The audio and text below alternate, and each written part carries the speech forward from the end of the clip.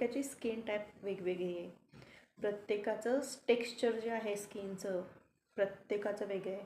कोणाचं तुम्हाला सांगायचं म्हटलं तर ॲक्ने आहे, स्कार्स आहेत, पिंपल्स आहेत, डार्क स्पॉट्स आहेत, काहीही आहे. प्रत्येकाचं वेगळं आहे. तुम्हाला इव्हन टोन कोण नाही भेटणार आहे. जर तुम्ही पोर्टफोलिओला जर तुम्ही क्लीन म्हणजे मॉडेलच घेऊन गेला की त्यांचे इव्हन टोन आहे, तुम्ही त्यांच्यावर मेकअप केला तर तुम्हाला कसं समजणार आहे की तुम्हाला येणारं क्लायंट असंच असणार आहे.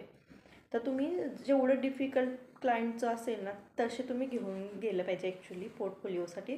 जेव्हा तुम्ही ते प्रॉब्लेम तिथं फेस करता, समोर तिथे करता, तुम्हाला तेव्हा कळते की हां बाबा इथे मला नाही येते. जेव्हा तुम्ही करता तेव्हा तुम्हाला कळतं ते. आणि यात सगळ्यात महत्त्वाचं आहे प्रॅक्टिस. जेवढी तुम्ही प्रॅक्टिस करणार आहे तेवढी तुम्हाला चांगलं ते येणार आहे. हे झालं. आता दुसरी गोष्ट ही आहे की मेन म्हणजे ऑर्डर लवकर आपल्याला भेटणं. आता त्यासाठी पण खूप स्ट्रगल आहे. कारण काय माहिती का, तुम्ही तुमचं किती पण चांगलं असू दे तर तुम्हाला क्लायंट, आता आपण दोन्ही बाजूनी विचार केला पाहिजे. ठीक आहे, एक तर तुमचं कॉन्टॅक्ट किती आहे, ठीक आहे, की म्हणजे कॉन्टॅक्ट्स तुमचे खूप असतील तर तुम्हाला येऊ शकते ऑर्डर. जर तुमचे कॉन्टॅक्ट्स कमी असतील, आणि आता कसं झाले की पहिल्यांदा वेगळं होतं की पहिल्यांदा आर्टिस्ट कमी होत्या, त्यामुळं कसं की तेव्हा त्या एक टप्प्यामध्ये केलेल्या आर्टिस्टना त्यांना आहेत कामे. आता नवीन कोण करतात त्यांचा हा प्रॉब्लेम त्यांना होतो की जुने आर्टिस्ट आहेत त्यांचे 2-2, 3-3 क्लासेस झालेत. म्हणजे असं नाही की एकच क्लास केला त्यांनी क्लास केल्यानंतर अपडेट होण्यासाठी त्यांनी 2-3 ठिकाणी अजूनही क्लास करतात. मग त्याच्यामुळे क्लायंट त्यांच्याकडे जातात. मग आपल्याकडे क्लायंट कधी येणार आहेत? तर याच्यावर अभ्यास करण्यासारखीच खरं तर गोष्ट आहे. मग कसं आहे की त्यासाठी तुमचं कॉन्टॅक्ट पण असायला गरजेचं आहे. तेवढं तुमचं कॉन्टॅक्ट असेल तर तुम्ही नक्की क्लास करा. तर क्लास करा, प्रॅक्टिस करा, तुमचं करिअर होईल. फक्त त्यामध्ये खूप पेशन्स ठेवण्याची खूप गरज आहे तुम्हाला.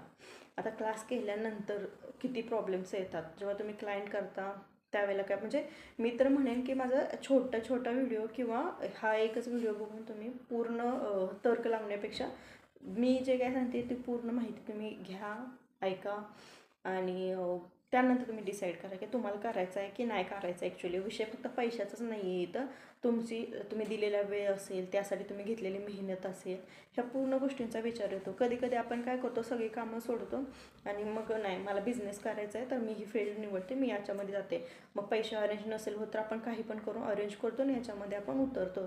पण कसं होते की आपण एकाच मागं पळत बसलो तर असं नाही, याच्यातच सक्सेस नाही भेटलं तर आपण डिप्रेशनमध्ये जातो परत. म्हणजे आपणच खूप विचार करतो, या मी एवढं केलं, क्लास केले, प्रॅक्टिस करते आणि मला इन्क्वायरी येतात विचारतो आपण त्यांना आपले काय आहे सांगितलं त्यांना की रेट एवढे आहेत तर ते लोक हां ठीक आहे सांगतो म्हणतात. आणि नंतर ते काय म्हणजे मग ते असं नसतं की ते आता आपणच एखाद्या दुकानात गेलो तर आपण काय करतो, 2-4 दुकानात जातो कपडे घ्यायला गेले तर, हां जिथं आपल्याला रिजनेबल वाटेल तिथं आपण करतो. मग आपल्याला कपड्याची क्वालिटी माहिती असते का? नसते माहिती.